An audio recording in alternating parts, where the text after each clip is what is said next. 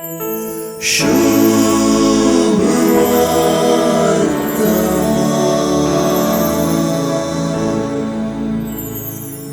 शिसांनी जुआंचे शिस कशे मागणे करतात ते पळयल्लें.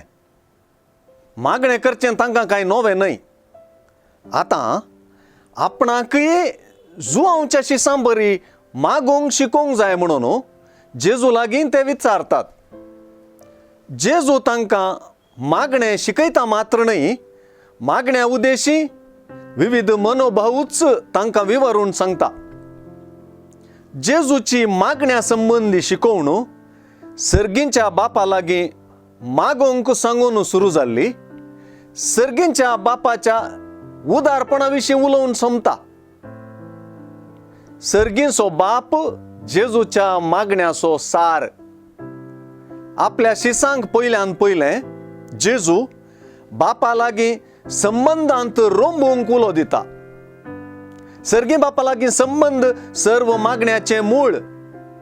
हो संबंद मोगाचो, खळा नासलोलो, विश्वासाचो आनी बरवशाचो.